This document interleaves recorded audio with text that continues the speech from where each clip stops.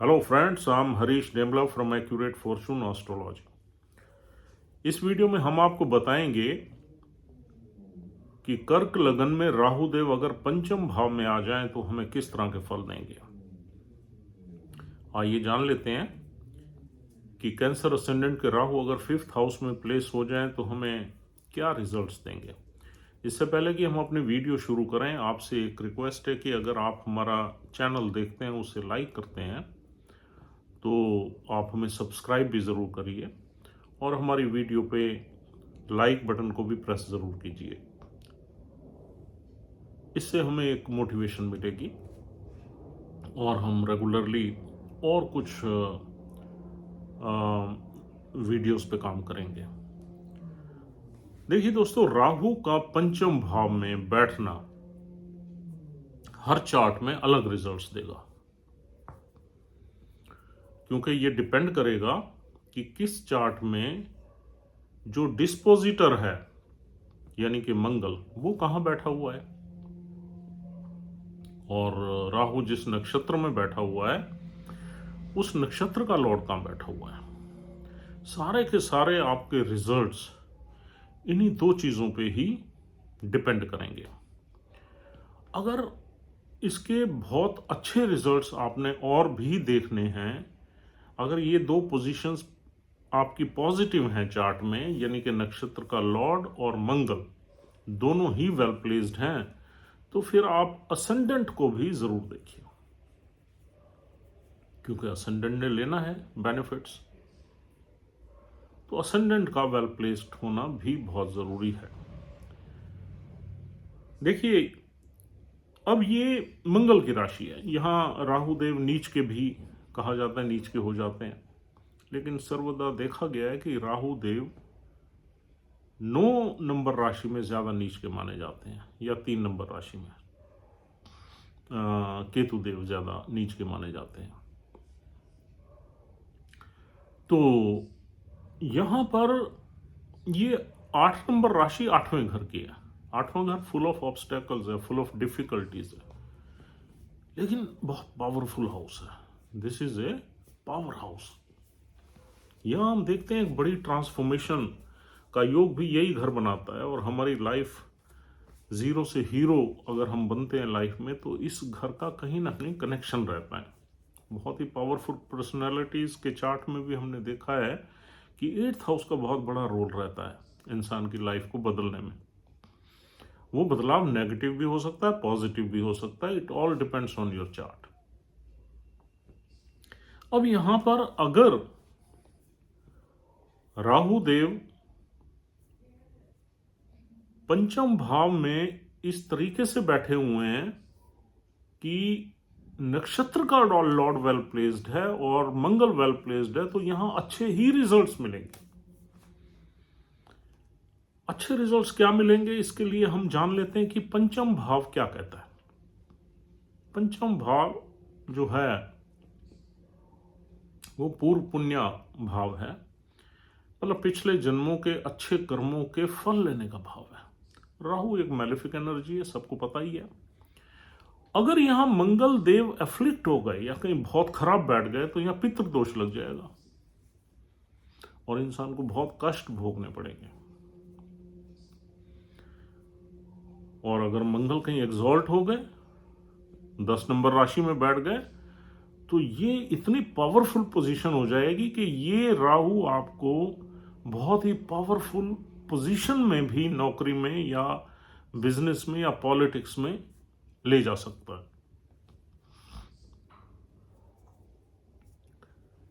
दूसरा यहां से देखते हैं हम संतान भाव ही है ये।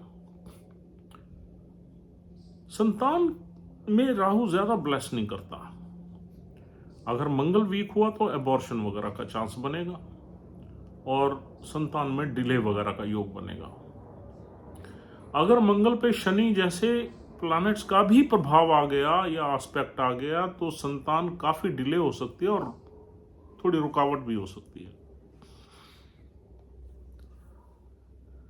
और अगर मंगल देव अच्छे हैं तो कोई दिक्कत नहीं है, थोड़ा बहुत ऑब्स्टेकल्स रहेगी, लेकिन ठीक है।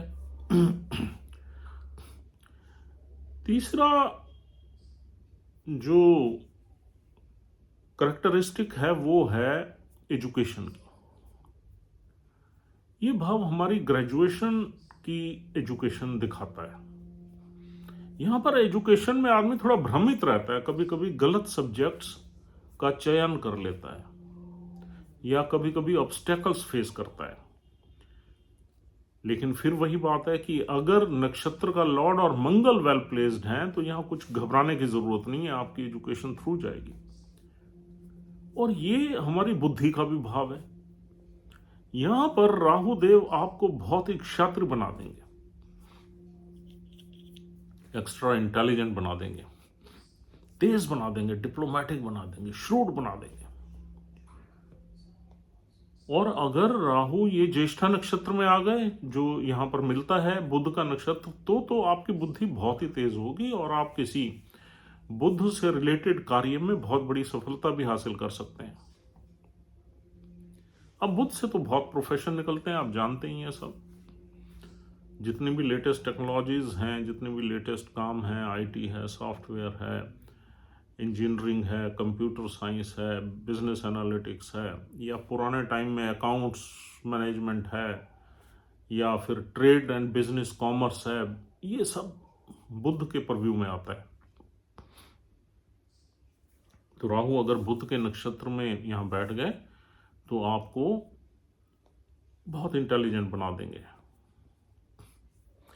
लेकिन ऐसे में कुछ भ्रम या कुछ आपके जो बुद्धि में एक भ्रम भी रहता है, और राहु ईगो भी बहुत दे देता है, क्योंकि ये काल पुरुष कुंडली में सूर्य का भाव है, और यहां राहु आपको एक अननेसेसरी एक बहुत बड़ा प्राइड और ईगो दे देगा, जिसकी वजह से आपको थोड़ी परेशानियां भी रहेंगी। ओवर कॉन्फिडेंस जिसको कह सकते हैं आप, वो दे देगा। अब आगे हम देखते हैं, ये स्पेकुलेटिव गेन्स का भाव है, यानी कि स्टॉक मार्केट या गैम्बलिंग या लॉटरी या क्रिकेट, सट्टा, कैसीनो, ये सब इसी भाव से ही हम देखते हैं। जो सडन गेन्स, अचानक धन का प्राप्त होना या लूज होना, ये वो भाव है। यहां राहु आदमी को थोड़ा सा गैम्बलिंग एक्टिविटीज में भी ले जाता है, पर्टिकुलरली अगर आपका चंद्र 12वें घर में है या फिर सूर्य आपका 8वें घर में है, तो ये आपको थोड़ा सा गैम्बलिंग साइड में, स्पेकुलेटिव एक्टिविटीज में भी ले जा सकता है। तो वहां पर आपको किस तरह के रिजल्ट्स मिलेंगे वो डिपेंड करेगा मंगल पे और नक्षत्र के लॉर्ड पे। अगर मंगल 11वें घर में बैठा हुआ है, यानी 12 नंबर राशि में, या मंगल आपका दूसरे घर में आ गया, तो यहां स्पेकुलेटिव एक्टिविटी से, स्टॉक मार्केट से गेन्स मिलने की ज्यादा संभावना बनेगी। और नक्षत्र का लॉर्ड भी अगर इस तरीके से किसी भाव में आ गया, अच्छे भाव में आ गया, तो भी आप स्टॉक मार्केट से फायदा उठा सकते हैं, क्योंकि राहु यहां गैम्बलिंग की प्रवृत्ति जरूर दे देगा आपको। आगे हम देखते हैं, ये कालपुरुष कुंडली में सूर्य का भाव है, तो यहां थोड़ा सा पॉलिटिक्स वगैरह में भी आगे बढ़ सकते हैं, लेकिन आपका 10th हाउस बहुत सॉलिड होना चाहिए। अगर मंगल ही 10th हाउस में आ जाए, यानी 1 नंबर राशि में आ जाए, सूर्य भी वहां बैठ जाए, या नक्षत्र जिसमें राहुदेव बैठे हुए हैं उसका लॉर्ड वहां बैठ जाए, तो ये आपको पॉलिटिक्स में भी ले जा सकती है ये प्लेसमेंट। लेकिन पॉलिटिक्स में आपको ले जाती है या नहीं ले जाती, लेकिन पॉलिटिक्स की अवेयरनेस आपको पूरी रहेगी कि क्या चल रहा है देश में, विदेश में, और जहां आप काम करते हैं वहां भी आपको ये अवेयरनेस रहेगी कि यहां पर क्या चल रहा है, क्या पॉलिटिक्स चल रही है, क्योंकि ये आपको बहुत तेज बना देती है प्लेसमेंट। क्रिएटिव एक्सप्रेशन जो है यहां पर आपको फुल ऑफ प्राइड मिलेगा, ओवर कॉन्फिडेंट मिलेगा, बातचीत करने में आप बहुत तेज होंगे, आप कॉन्फिडेंट भी होंगे, इंटेलिजेंट भी होंगे। 5वां घर त्रिकोण घर है, ऑस्पिशियस हाउस है, और मंगल देव भी योग कारक प्लैनेट है इस चार्ट में। अब मंगल की राशि में राहु चाहे नीच का है, लेकिन अगर मंगल की पोजीशन सॉलिड है और नक्षत्र लॉर्ड भी ठीक प्लेस्ड है तो ये प्लेसमेंट हमें काफ़ी कुछ दे सकती है लाइफ में, बहुत बड़े बेनिफिट्स दे सकती है, ब्लेसिंग्स दे सकती है। हाँ, कुछ अड़चनों का आना स्वाभाविक है। जैसे राहु रिश्तों में ज़्यादा ब्लेस नहीं करता। अब यहाँ लव लाइफ का भी हाउस यही है, रोमांटिक लाइफ का हाउस यही है। अब रोमांस में राहु जो है वो काम को बिगाड़ देता है, बिकॉज राहु एक सेल्फिश मोटिव के लिए काम करता है। आदमी का जब तक सेल्फिश एंड्स उसके अचीव हो रहे हैं, सेल्फिश मोटिव्स उसके फुलफिल हो रहे हैं, तब तक तो राहु यहाँ ब्लेस करेगा। वंस ही इज डन, ये रिलेशनशिप खराब करवा देगा। और कभी कभी सीक्रेट रिलेशनशिप्स में भी ले जाता है। अब राहु 8 नंबर साइन है, ये हिडन पार्ट्स में ज़्यादा प्रॉब्लम्स देता है, पेट वगैरह में भी आपके तकलीफ रहेगी। अगर हम बीमारियों वगैरह को देखें, यहाँ पेट वगैरह आपका थोड़ा डाइजेस्टिव सिस्टम भी यहाँ खराब रहेगा और हिडन पार्ट्स में भी थोड़ी बहुत प्रॉब्लम्स रहेगी। और लव लाइफ में फेलियर्स मिलेंगे, क्रिएटिव एक्सप्रेशन में प्राइड मिलेगा। देखिए, ये मैलेफिक इम्पैक्ट्स हैं जो मैं बता रहा हूँ। लेकिन राहु एक ग्रीडी प्लेनेट है, वेल्थ के मामले में वो हमेशा कोशिश करता है जहां बैठे वहां से पैसा निकालना है, वेल्थ निकालनी।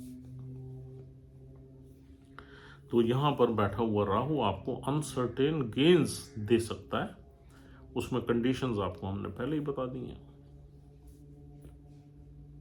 और यहां बैठा हुआ राहु देखेगा 9th हाउस को अपनी 5वीं दृष्टि से, नवम भाव को। नवम भाव में राशि पड़ी हुई है आपकी मेरे ख्याल 12 नंबर राशि है गुरुदेव की। तो पिता से थोड़ी बहुत मनमुटाव रह सकता है, ओपिनियन डिफर कर सकते हैं पिता से, लेकिन ट्रैवलिंग के लिए ये पोजीशन अच्छी है। जब राहु 9th हाउस को देखेगा तो आपको इंटरनेशनल ट्रैवल्स की जो है मौज करा सकता है। और यहाँ थोड़ा सा आदमी रिलीजियस एक्टिविटीज में भी ब्लाइंडली नहीं होता और हर रिलीजन को यानी कि इक्वली देखता है। मतलब ऐसा नहीं है वो अपने रिलीजन में पर्टिकुलर रहेगा, क्योंकि ये राहु है। राहु एक फॉरेन एनर्जी है, एलियन एनर्जी है।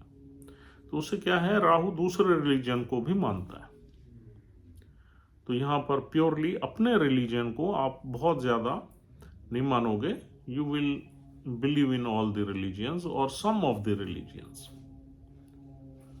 और 5वां घर है, 9th हाउस है आपकी हायर एजुकेशन का।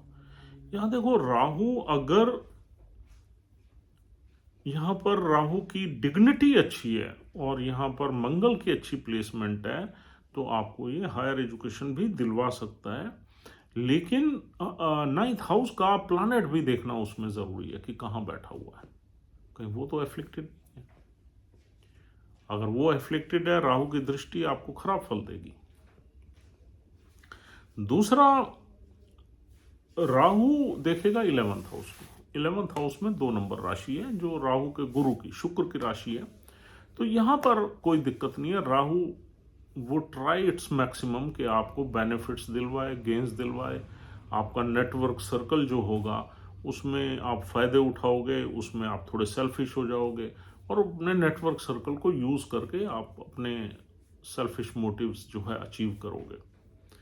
और आपकी इच्छाएं बेशक काफी पूरी हो जाएंगी, लेकिन सेटिस्फेक्शन कभी राहु नहीं देता, तो सेटिस्फेक्शन की कमी रहती है। हालांकि काफी इच्छाएं पूरी हो जाती हैं और आदमी के पास सारे कंफर्ट्स रहते हैं। और राहु की जो दृष्टि लगन पे रहती है वो थोड़ा सा ऑब्सेसिव थॉट प्रोसेस देती है। यानी ये कैंसर असेंडेंट है। कैंसर असेंडेंट बहुत ही रिसेप्टिबल असेंडेंट है, चीज़ों को रिसीव ज़्यादा करता है। तो राहु का एस्पेक्ट आपको थोड़ा ऑब्सेशन दे देगा, थोड़ा मेंटल स्ट्रेस दे देगा और थोड़ा चीज़ों को लेके आप बड़े पर्टिकुलर हो जाओगे और आप थोड़ा सा ग्रीडी बना देगा, आपको मनी माइंडेड बना देगा, मटेरियलिस्टिक दौड़ में लगा देगा जब राहु की दृष्टि यहाँ पर लगन पे आएगी। थोड़ा सेल्फिश बना देगा। तो दोस्तों इस तरह के रिजल्ट्स आप एक्सपेक्ट कर सकते हैं राहु की फिफ्थ हाउस की प्लेसमेंट में। अब देखिए यहाँ नक्षत्र 3 है, ब्रीफली हम डिस्कस कर लेते हैं। पहला नक्षत्र विशाखा है, गुरुदेव का, उसका एक ही चरण है, चौथा चरण। अगर राहु देव गुरु के विशाखा नक्षत्र में है तो डेफिनेटली आप अपनी विजडम का यूज सेल्फिश मोटिव्स के लिए करोगे, पैसा कमाने के लिए करोगे। विशाखा नक्षत्र भी गुरुदेव का बहुत अच्छा नक्षत्र नहीं माना जाता, और इस वजह से आप थोड़े सेल्फिश हो जाओगे और पैसा कमाने में अपनी एनर्जी, अपनी विजडम का यूज करोगे, क्योंकि ये राहु है। और दूसरा यहाँ नक्षत्र मिलता है शनि देव का अनुराधा नक्षत्र। अनुराधा नक्षत्र का लॉर्ड मित्रा है, डिटी मित्रा है। अब यहाँ पर अनुराधा नक्षत्र के रिजल्ट्स थोड़े लेट मिलते हैं, ये थोड़ा ध्यान रखना। 42 साल के बाद उसके रिजल्ट्स अच्छे मिलते हैं, पहले स्ट्रगल रहेगा। शनि देव का नक्षत्र है, शनि की प्लेसमेंट भी अच्छी होनी चाहिए। और अगर शनिदेव की प्लेसमेंट अच्छी नहीं है तो यहाँ पर मेहनत बहुत करनी पड़ेगी। प्लेसमेंट अच्छी है तो आपको रिजल्ट्स बहुत अच्छे 42 साल के बाद मिलेंगे, लेकिन पहले भी ठीक आप ग्रो कर जाओगे। और तीसरा नक्षत्र है यहाँ ज्येष्ठा, जिसको मैं सबसे अच्छा मानता हूं। इस राहु अगर ज्येष्ठा नक्षत्र में है, बुध देव का नक्षत्र है और ब्रेन का हाउस है, बुद्धि का ही हाउस है, और फिर अगर राहु इस नक्षत्र में है तो आप कहीं ना कहीं लेटेस्ट टेक्नोलॉजी में या अच्छे फील्ड में, सेल्स मार्केटिंग में भी आप जा सकते हो, और आप लेटेस्ट टेक्नोलॉजी के किसी फील्ड में जा सकते हो। वहाँ बुध की प्लेसमेंट अगर थोड़ी ठीक है आपके चार्ट में तो डेफिनेटली यहाँ राहु के बहुत अच्छे फल मिलेंगे आपको। लेकिन मंगल शुड बी वेल प्लेस्ड। अगर हाँ मंगल बहुत ही पावरफुल है तो फिर आपको ये बहुत अच्छे रिजल्ट्स यहाँ पर एक्सपेक्ट कर सकते हो। तो दोस्तों this is all for the day. उम्मीद करता हूँ कि ये वीडियो आपके लिए यूज़फुल है। काफ़ी लंबी वीडियो हो गई, लेकिन फिर भी वीडियो में हर जो पॉइंट हमने बताया उसको आप असेस करिए, एनालाइज करिए अपने चार्ट में या किसी के भी चार्ट में जहाँ आप ये पोजीशन देखते हैं, प्लेसमेंट्स देखते हैं। उम्मीद करता हूँ कि आप कनेक्ट करेंगे इस डिस्कशन से बड़ा closely. Thank you very much once again. If you are liking our videos, please try to subscribe our channel immediately, or else we'll see you tomorrow. Take care of yourself and your family. Goodbye.